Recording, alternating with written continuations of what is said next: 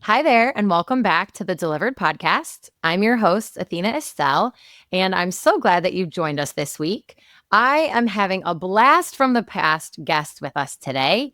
Miss Becky Imbimbo is a girl that I have known since 2005, which is insane. We met in college at Eastern Michigan. I was one of the student athletic trainers when she was on scholarship, killing the volleyball game. So, welcome, Becky. I'm super glad you're here.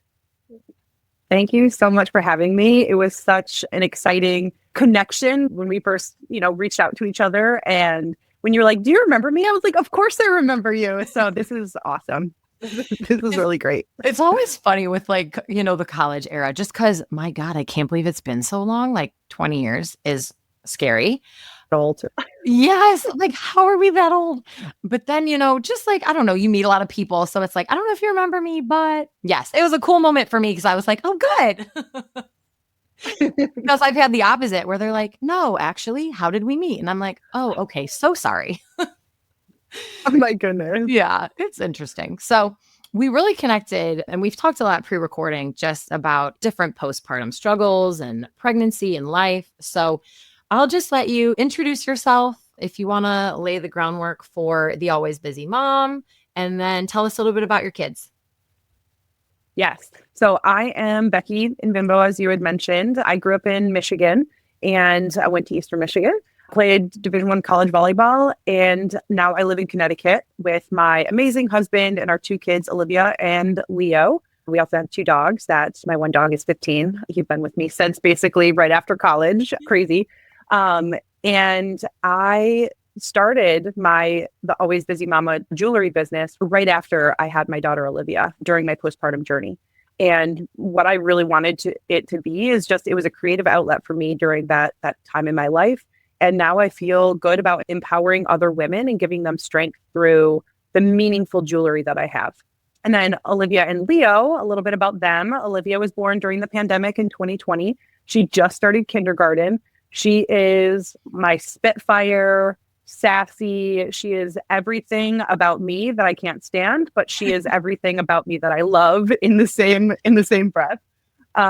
She looks just like her father. She does not look anything like me. And then my son Leo, his name is Leonardo, but we call him Leo. He was actually named after my grandfather. His middle name was Leo. And I was like, I love that. And then my husband being Italian, he was like, no, we have to lengthen it to Leonardo just so that when he's older, he can choose. Leo was born in 2022, 6 weeks early. He just wanted to enter the world quickly. And he is complete opposite of my daughter. And he is everything that you can imagine in a second child. He is wild. He's crazy. He jumps on the couch. He does not listen, but he is so sweet and he likes to cuddle. And he looks identical to my husband, but with my skin tone, hair color, everything. So it's fun. I love having such different kids, but yeah, it's awesome. That's so fun. With Olivia, do you ever feel like you're trying to parent yourself? Because I feel like I'm constantly telling my husband that. Yes, Uh-huh. all the time. And my parents came to visit last weekend because my daughter just turned 5. And I said something, I can't remember exactly what I said, but I said something. My mom was like, huh, I've been waiting to hear those words from your mouth for forever. Like I used to say that all the time. But yeah, my daughter literally is just like me. And I'm like, how did my parents deal with it? And being a twin, how did they deal with it two Double. times, That is So, so true. so, but yeah, I say that all the time. Yeah, it's wild because it's so funny how you said, like, she's sassy and she's all the parts about you that you don't like, but then you love everything else. I'll say the same exact thing to my husband. I'm like, how can I love her so much, but she frustrates me so much more? It's just wild. Exactly. Yeah. And I don't know about you, but my husband will be like, okay, I'm stepping in. Like, step away. I got this because he's Yeah. like, I have to deal with you every day. So I know how to do this. I know how to deal with this. I'm like, yes, you do. Yes, you do. Yeah. I remember one of her first actual meltdowns. He was like, okay, I'll go talk to her. And I was thinking, like, good luck, buddy.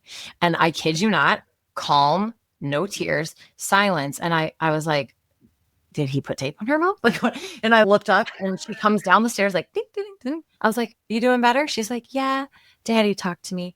And she like goes around to her playroom to do whatever. And I looked at Chris. I was like, what did you do? He's like, I've been dealing with you for a decade. And I was like, wow. So yeah, it's funny how that comes But it's full true. circle. I'm like, facts. It's okay. Yeah. So then tell us about your first pregnancy with Olivia. Was that a smooth process? I know with COVID, my God, I mean, she was September, correct? Yep. Yeah. Yes. So So I like, actually how did found that out go that I for was you? pregnant with her. First, I'll say that I've had 3 miscarriages prior to Olivia, and I didn't know if we were going to get pregnant. To be honest, I started going to infertility specialists. We were talking about potential adoption. My husband's adopted, so it wasn't something that was out of the question. And I think my body just started to relax, like, okay, hey, stop focusing on getting pregnant. And I found out the day after Christmas in 2019. And obviously the pandemic hit. So my first appointment, my husband could come with me. We got to see the heartbeat and the whatever together. And then the pandemic hit. And then it was just me alone through the rest of the pregnancy. Since she was a September baby, Mm-hmm. he was able to come into the delivery room. Obviously, we were all masked and all that kind of thing. But during the pregnancy, my daughter was breech and she was a very, very large child. She was over the 100th percentile, but they weren't going to move up her due date. And because she was breech, I tried a version procedure after my 36-week mark. Did it hurt? And it was the most, like, I have a very high pain tolerance. It was the most painful experience I have ever, ever, ever been in. And they said, you know what, you're going to have a lot of fluid because we basically are moving her. She didn't move. And so they're like, you're just going to have a lot of fluid. So just know that if your water breaks, it's going to be a lot of water. And I was like, okay. And then they said, as soon as you get to the hospital for your C-section, we will try the version again after we give you your epidural. And then we'll see if she turns and then you can go natural. So it was Labor Day weekend. My husband was working and we have this little hot tub, but we can turn down the temperature so we can turn it into a pool. That day, my back was hurting me so bad. And I was like, what is going on? Because I wasn't having contractions or anything, I didn't even have Braxton Hicks with her. I didn't know what they felt like. So I was in this little pool and relaxing my back. And then my husband came home from work. We had dinner. I had a small little glass of wine and we're getting ready for bed. And I was like, I really have to go to the bathroom. I went to the toilet and I went to go sit down. And I don't know if everybody has the same experience, but when my water broke over the toilet, it was like this sound. And I was like, what? So I was screaming to my husband, my water broke, my water broke. And because there was so much water, it was literally a gush, like from a movie. That's how bad it was. I asked him to grab me a towel. I rolled up a towel, put it between my legs, and I was like, we've got to go. So we're heading to the hospital and having some contractions, but I'm like, this is what a contraction is? Why do people complain about this? It wasn't bad for me. And so we get to the hospital and the doctor was like, okay, we're going to see, we'll try the version procedure, but I need to check and see how dilated you are and all that kind of thing. And he's like, nope, emergency surgery. She's on her way out. Her foot was already coming out. So Olivia was born C-section and she was 8 pounds, 10 ounces, 11 ounces, something like that. And she was chunky cheeks, dark brown hair. Yeah, it was special. And then I fell in love with her day one. And then I know we're going to get into the postpartum journey, but I really struggled after I left the hospital. So that's Olivia. For Leo, he was really easy. He was a really easy pregnancy. I carried low the entire time. I'm like, he's going to come early, another big baby. And the week I was doing a little sprinkle, I made all of the food for the sprinkle. We were doing like a breakfast theme. And again, my back hurt. And I was like, oh man, I know it's because I've been on my feet all day. And I started getting contractions, like obviously way worse than the first time. And my husband fell asleep and I'm sitting in the bathroom and I'm like, oh my gosh, these are horrible. And so then I started timing them. And once they got to about 2 minutes, I called the doctor and I'm like, I think that I'm going into labor. And they're like, okay, we'll come into the hospital. We'll check you out. And they tried stopping it. They gave me, I don't remember the steroid for lungs just so that they could try and help with lung development. And there was no stopping him. He came hot and heavy. And I mean, I pushed 3 times and he came out. So you had a VBAC. I did. Yes. I did. You go, girl. That's great. Yeah. Well, so here's the reason they told me to do. So I was going to do a C-section. I have the breast cancer, ovarian cancer gene, not BRCA, but I have another one. And so I was going to get my tubes removed because I knew we were done after 2 and I wanted just to decrease that risk of cancer. So during the C-section, they were going to do it all at the same time. So I was like, no, I want to do a C-section. I want to do a C-section. And they were like, look, you're not going to be able to drive. If he does need support in the NICU, you're not going to be able to drive to the hospital. So we're recommending that you do a VBAC. Like, everything's strong. You look great. This is going to be really easy for you. Mm-hmm. And I was like, okay, fine, I'll try it. So I signed the papers and yeah, VBAC it was. But honestly, if I could do it all over again, I would do natural 10 times over. It was so easy. I didn't tear. I didn't, I had no pain after. I literally, the next day, I got up from bed and I was like, wow, I feel great. It was crazy. It was wild. It was a wild experience. You have a wildly impressive pain tolerance. That has to be part of it. That's insane. Seriously. Good for you. That's awesome. That's so cool. Now, how long was he in the NICU after that? He was in the NICU for 5 weeks and his lungs were developed. He had trouble with jaundice and then he had a really hard time swallowing. So that was the biggest thing, of making sure that he was taking the bottle and not basically suffocating himself. So that's why it took so long. But honestly, 3 weeks after he was born, they were like, he's ready to go. We just have to get him past this hump. And I was like, okay. So it took an additional 3 weeks for him to get the strength to be able to swallow normally. And then tell me what it was like in Michigan, because I know here in Florida, both parents couldn't be in the NICU at the same time. It was almost like a tag, you're it, and then you get a turn. Could you guys both be in there with him at the same time, or was it one parent only?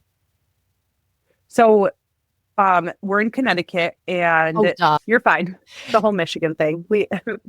In Connecticut, we were at Yale. And I did hear that some other hospitals wouldn't let you go in at the same time. And at Yale, they allowed us to be in the NICU at the same time. We had our own room and we shared it with another younger, but it was big enough that they just had, space, and it was totally fine. We did have to wear masks even in 2022. We still had to wear masks in the NICU. And I'm sure that has to do with just the babies being, receptive to any germs. But yeah, we were both able to go in. Okay, that's so nice.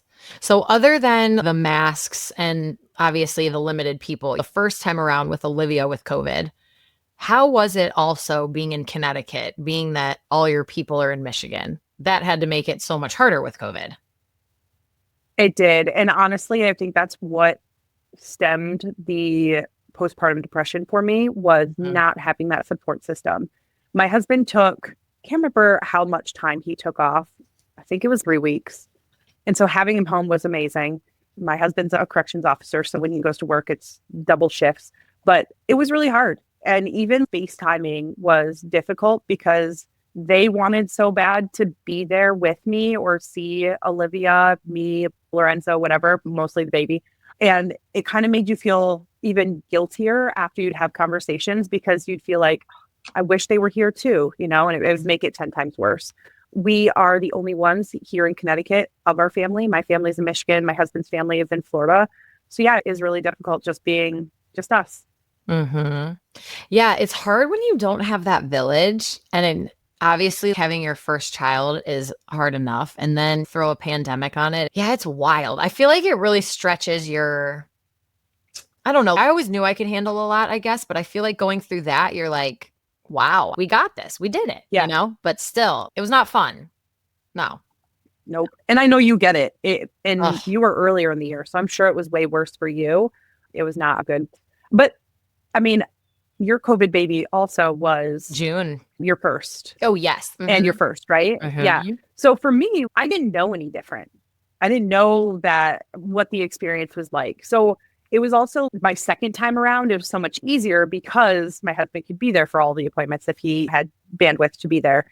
And he could be in the hospital with me and all those things. So looking back, it's like, yeah, okay, now I know why people really struggled during COVID, during the pregnancy and delivery part. But for me, it was almost normal because I didn't know any different. Yeah. Oh, absolutely. And just like the part of the beginning of COVID and just like the height of it and how scary it was. And then I remember her original due date was May 28th. And I remember the week prior was when in New York, they still weren't allowing support people. So I had a friend from grad school whose sister had her baby by herself. And I was like, Yep. what do you mean my first Yeah. kid? All these things. And then they announced, I think, right after that, because that was Memorial Day weekend that year. That's funny. Both of our babies are holiday weekend. Mhm. But I remember they announced, like, oh, support people approved or something. And I was like, well, thank God, because that, to me, I just felt so terrible for those women. That's almost inhumane. I mean, that's Mhm. just bonkers. So I don't know. I was really worried about that. Grateful that we got to escape that, but so weird for everything else. I know. Yeah. It was Looking back, hmm it was looking back, you're like, how did we do it? And it's interesting now that our kids are both in kindergarten, how they're going to be. I don't even know if they'll be different because they've had, daycare or pre-K and all that since, but it'll be interesting to see how they progress through school and if there's any differences from hmm pre-COVID kids to, post-COVID kids. So, Oh yeah, that'll be really interesting. And there are a couple kids in my daughter's class that they never went to daycare. They just did a half day VPK last year and now they're coming into kindergarten. And I wonder what it's wow. going to be like for them. She's funny. Yeah. She'll tell me, "Oh, I met so and so, but he's quiet." And I'm like, "Well, what are you?" And she'll be like, "I'm loud." And I'm like, "Oh my, I'm sorry." Uh-huh. It's I get that. yeah, it's real interesting. Okay, going back to, we'll talk about Olivia because I know with Leo, overall postpartum mental health wise, you were in a much better place with him, right? Yes. Okay. Yep. Hmm. So Yeah. when we It was talk, a struggle through his NICU days, but after he came home, it was like it just became natural again. Mhm. Everything was good. You kind of found your routine, got your flow, Mhm. you were good. Okay. Yep. Okay. So with Olivia, what would you say once you brought her home? When did you kind of notice, or were there certain things that kind of started adding up and you were like, I just don't feel like myself. This isn't right. Yes. So it happened after my husband went back to work, where it was just me. And the witching period with my daughter was so bad. So between 6 and 8 o'clock, you never knew if it was going to be 6, you never knew if it was going to be 8. But during that time period, it was so horrible. And I just remember calling my mom and being like, Mom, I can't do this. I don't know what to do. And like, try this, try this. And I finally found something that worked and that was amazing. But that night when my husband came home from work, I was still awake because I was pumping and doing all those fun things. And I laid on his lap crying. And I said, I don't know if I can be a mom. And of course, he's like, no, you can. You're strong. We'll get through this together. Mhm. You've always wanted to be a mom, which is true. I mentioned earlier, I had 3 miscarriages. And when I found out that I was pregnant, I was ecstatic. That is when truly I knew that something was wrong. And I do feel like I'm pretty self aware with my body, just being an athlete, knowing, hey, this doesn't feel right. And having some depression and anxiety throughout my life, I just knew something was wrong. And I ended up scheduling a virtual visit with my physician and they were like, yeah, you have depression. And it was never like some people are like, oh, yeah, I felt like I wanted to kill myself and the baby. That was never something for me. It wasn't that extreme with postpartum depression. It was more like, I don't think that I can do this. I don't want to be a mom. Why am I putting myself through all of this? I've Mhm. lost my identity as a wife. Mhm. And trying to refine that was really my struggle. So I got on medication, which was a godsend. Things started shifting pretty quickly.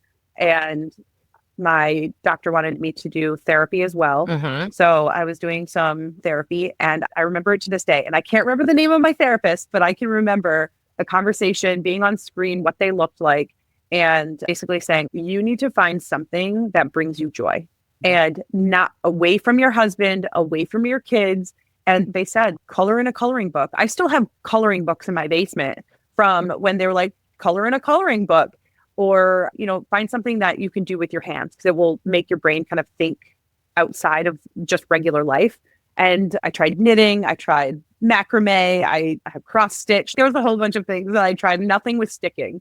And then I started making jewelry. And it was just like stretch bracelets that I was planning on giving to my family for Christmas since it was right around that time.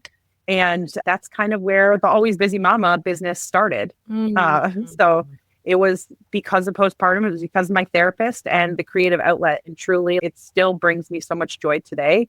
And so whenever I'm feeling down, whenever I'm feeling like I need a break from life, I think of a new collection and I start making. Oh, that's so cool. And that's the definition of that phrase, which we talked about pre-recording too, the beauty from the ashes. You go through Mhm. so much and your body changing and a new baby and your first baby and COVID, all this stuff. And then like what a mind shift. I think that's so powerful. That's really cool. Yeah. Yeah. And you still do it to Thanks. this day. I do. Yeah. Yeah. Yep. Oh, I love It's been a lot of fun.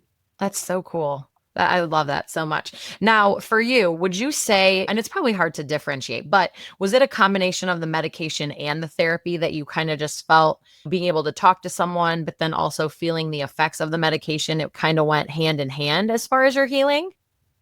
I do. I also think because I was vocal with my husband about where I was at mentally, Mm, he was much more, I don't want to say available because that's not it, but he was much more checking in and making sure that everything was okay. And if he wasn't directed, being home and doing the laundry and making dinner and doing all of the things, picking up the slack. mhm. Now, mind you, my husband cooks every single meal when he's home. He's our chef of the family, and I'm very grateful for that. But I think having that support on top of therapy and the medication, I mean, I have gone through bouts of depression since, Mhm. and every single time I'm like, I know that medication worked for me. Let's go back to that. And within a week, I'm feeling better. So, because I know my body and how things are, I Mhm. do think that the medication helped significantly. And I'll just say this because it's a podcast medication doesn't work for everybody. So, having all of those other areas to be able to support Mhm. was extremely helpful. But for me, the medication did work. Yeah, definitely true to say that. I mean, I felt like a pharmacy. We would try something for like a week or 2 weeks that wouldn't work. Like, let's try something else. And but then you're right. Once you know what works, it's like you go like if you need it again, Mhm. it goes back. Which I'm gonna Yep. throw you a curveball because this actually wasn't on our Okay. list of questions, but I want to get your point of view on this because I'm definitely not throwing my husband under the bus. It's a conversation we've had a lot since 2022. I have always had a desire to have a second child. And I don't want to get emotional about it, but it's a very hard thing to talk about when you are a fertile, able to reproduce on your own person and having just such a heavy history of postpartum depression and just his fear around that. So, but this is not about me. I just want to ask you, in your opinion, with your choice to have a second child, were you scared about postpartum depression again? Was that something that you were kind of letting, I don't want to say dictate, but like affect your decision to have another? Or how did you get through that? That I actually really like that question because it was something that I thought about, but it wasn't something that held me back because Mm, I knew it worked for me the first time around and that I was able to get through it. I knew if it happened again that I would be able to get through it again. mm, What really brought me to be like, "Hey Lorenzo, let's start trying," because he wanted to have more than one child as well, was the fact that we wanted kids close in age. mm, And being a twin, so I didn't mention this, but when I went in for my first ultrasound with Olivia, there was a second thing that they saw. And they're like, we'll check you. We're going to have you come back in 2 weeks because we want to see if it grew. And it didn't, but it was possible that Olivia was a twin. And I just lost it really, really early. But anyway, so I always knew that I wanted to have a second. And it's crazy because I said to my husband, I want them close in age. And he was like, okay, well, let's start trying. Let's start practicing. And I mhm. was like, okay. And literally the first time. And I was like, well, didn't expect that. Right. Yeah. Because it took so many times with Liv and it took 3 miscarriages. I didn't think that it would happen that fast. But I'm so glad that my kids are close in age. Mhm. And because I am in tune to my body, I do think that it's been helpful because even now recently I've had some bouts of depression come up and being able to recognize that and getting the help that I need has been extremely beneficial. So that postpartum experience I've been able to carry through for the last 5 years and be able to stay in tune with my body as a woman. And I love that you've used it, which is how I look at it out of my own lens is like, I'm going to take this experience that was awful, but I'm going to use it in a way of all the positive that has come out of it and knowing what worked and carrying that Mhm. forward. Because, of course, I'm afraid I'll get it again. How could you not? It's just, we're human. Yeah. But Yep. also, just knowing what works for you and that it'll always be there if you need to go back to it. I think that's great. Yeah, of course. What would you say the postpartum taught you? Obviously, you've always been a very resilient person. You're extremely tough. I mean, God, watching you and your sister play volleyball, I was terrified of both of you. I was like, I don't ever want to play against them. I'll be on their team. But yeah, you just have that tenacity. I think that's a great word for you, is that you would never give off the vibe that you're afraid of anything. You could probably tackle anything head on. Oh, So, in your mind, what would you say the postpartum brought you to, I guess? yeah.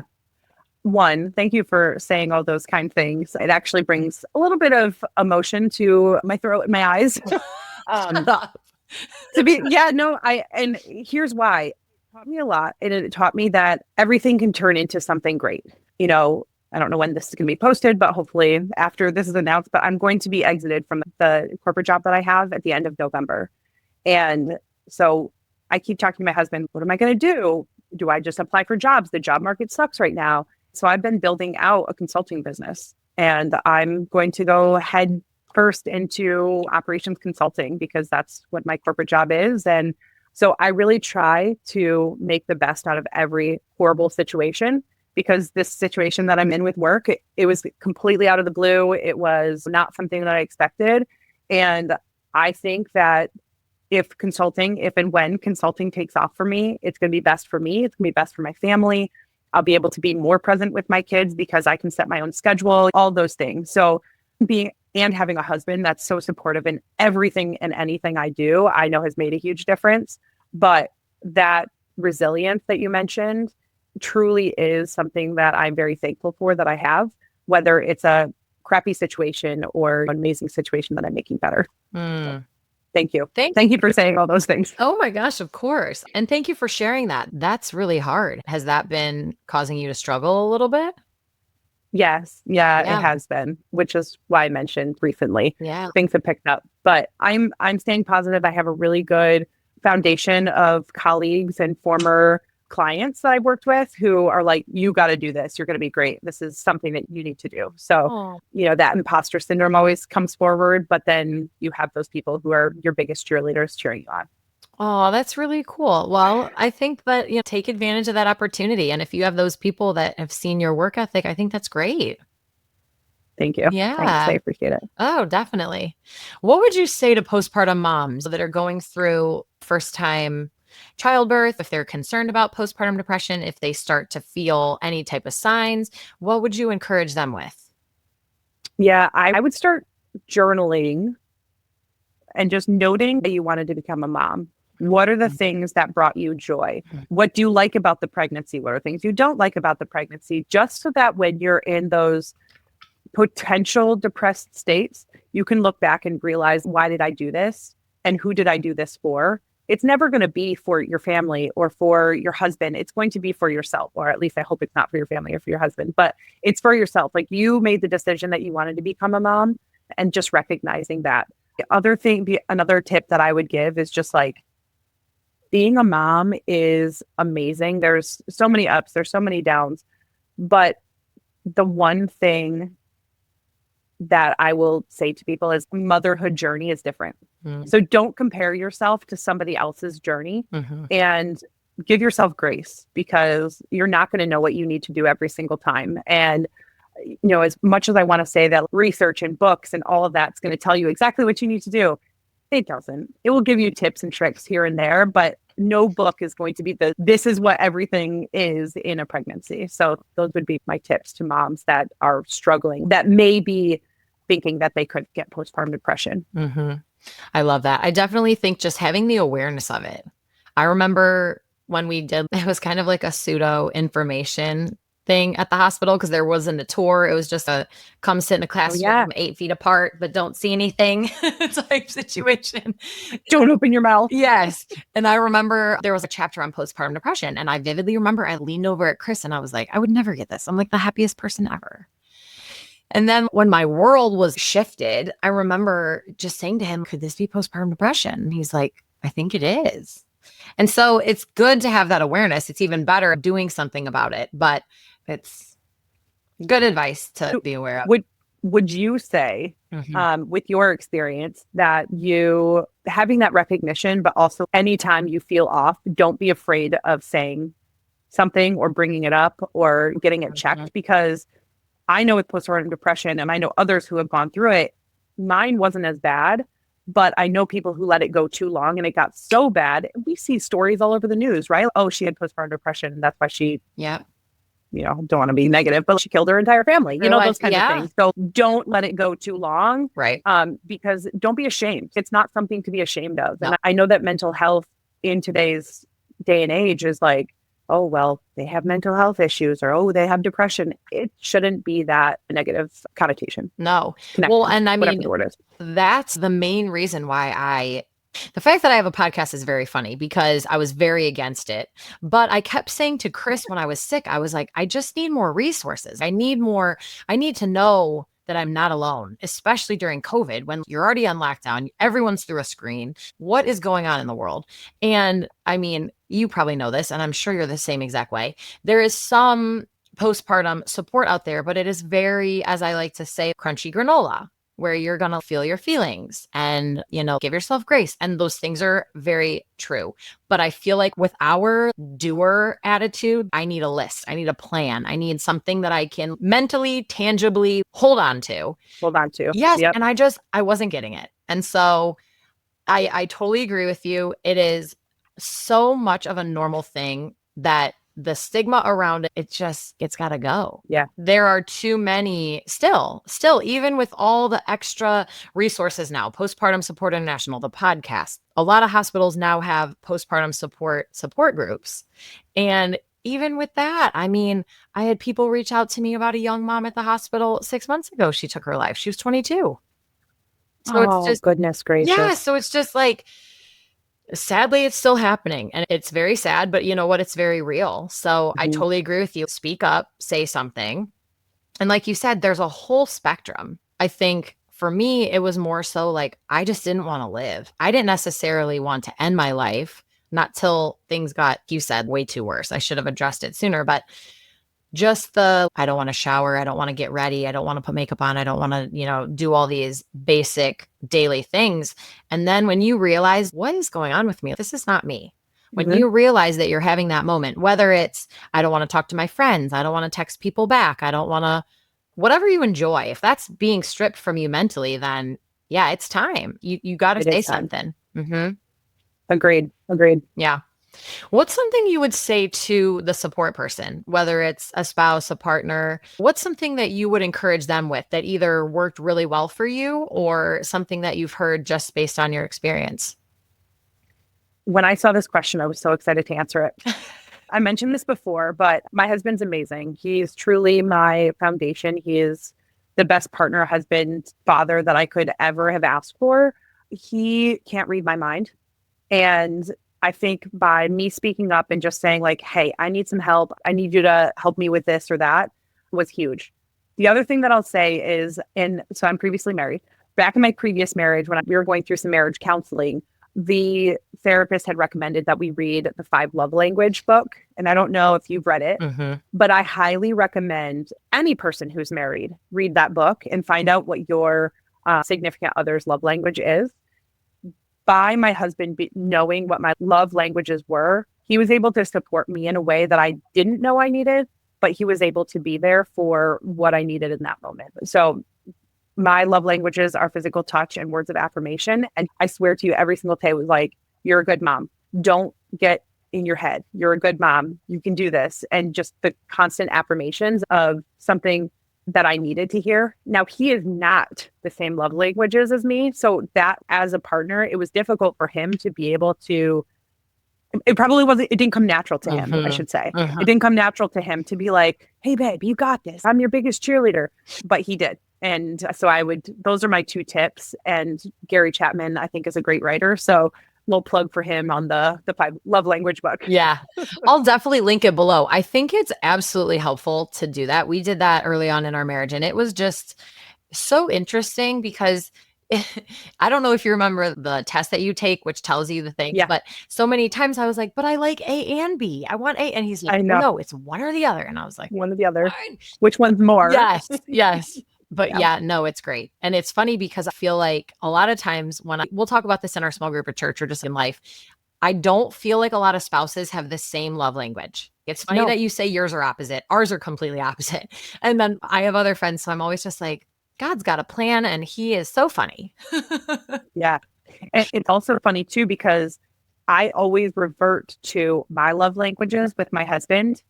And so because mine's physical touch, I always want to hold his hand or I always want to snuggle or, and he's like, get away from me. Not in a bad way, but that is not what he needs in that moment. So it's just, you have to be cognizant of what yours are and your spouse's so that you can support them when they need it and how they need it.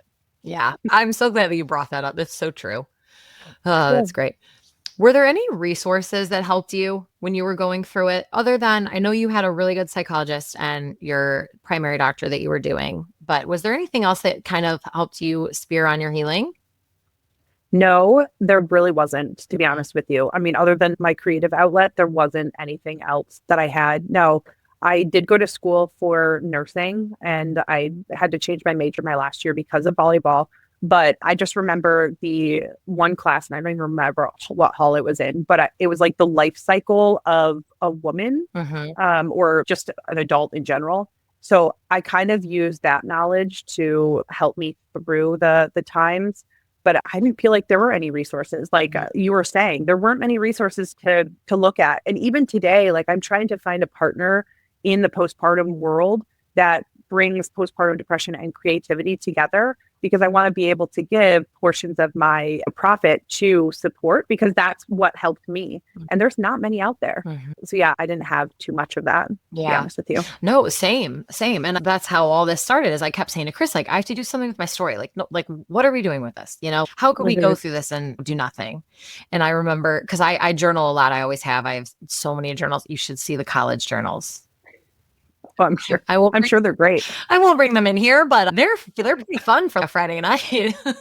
But I started journaling again. And so Chris was asking me, like, what can you do with it? And I was like, well, I could write a blog, but I feel like a lot of people don't really blog anymore. They had their day, but you could find a blog if you wanted to, pretty much, but it's not the thing. And he's like, well, what's the thing? And I was like, well, podcasts. Everybody's obsessed with podcasts. And during COVID, the podcast skyrocketed because we couldn't go anywhere. We couldn't do anything. And he's like, okay, then you should start a podcast. And I was like, I hate my voice. That's definitely not happening. And then I kid you not, in the same month, 2 different Sundays at church, 2 people completely unrelated to each other mentioned to me, like, we're so glad to see you back. It's so good to see you and the family. Your baby's so cute, whatever. What are you going to do with your story? And I was like, oh, I've been, tossing it up. I might do a blog or a podcast. And they're like, no, you have to do a podcast. You've got to do a podcast. Da-da-da. I'm like, okay.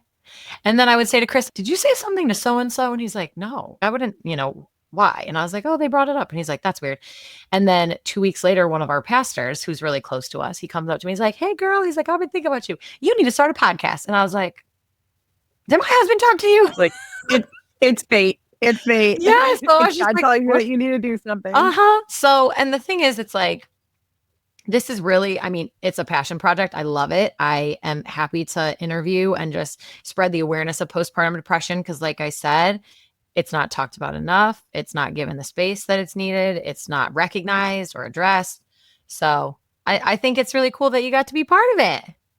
No, I am so thankful that we were able to reconnect and chat and all of this. So I agree. Postpartum depression is something that some people experience, other people don't. And for those that don't, God bless you. For those that do, God bless you. You have so many people who can be there and support you. And I'm so glad that you have this outlet that people can reference, whether they're in the moment or prior to the moment, to be able to be ready. So you're doing great work.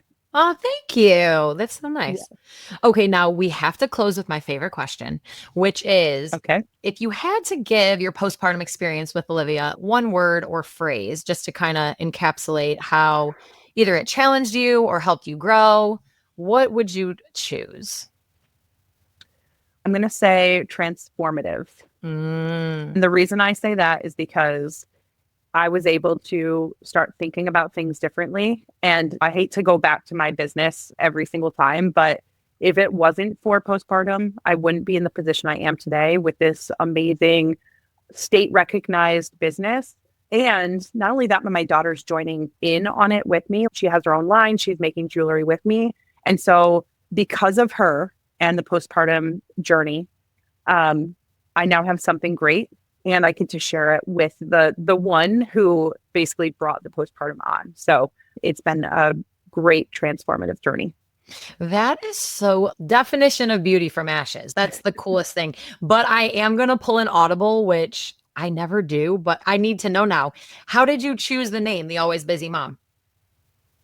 I'm always busy. I have I mean, I figured it was I like have a a corporate job. self-answering question, but like, Yeah, no, no, no. It's truly, I was like, what am I going to name this? I was thinking about something with my twin. And then I was like, no, but I'm a mom. And coming from the mom perspective, I have a corporate job. This is going to be like addition. My husband with his crazy job and his crazy schedule. There's times where I'm a single mom, where it feels like I'm a single mom, right, with his job. And so I was like, I'm always busy mama. I know that someday when my kids are in sports, I'm going to be from job to sports to this to that, and so that's how it came to be. It's the always busy mama. And I actually, my trademark is pending.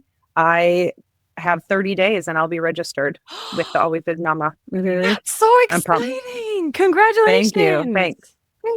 Oh, I love Yeah, that. That's super cool. So I will link that. I will link your website and we'll have all your socials on there in case anyone wants to reach out. But thank you so much for being here. You've been wonderful. It's been really nice to catch up. thank you. Yes, it has been. Thank you so much for having me. You're so welcome. All right, guys. Thanks for joining us. We'll see you next time.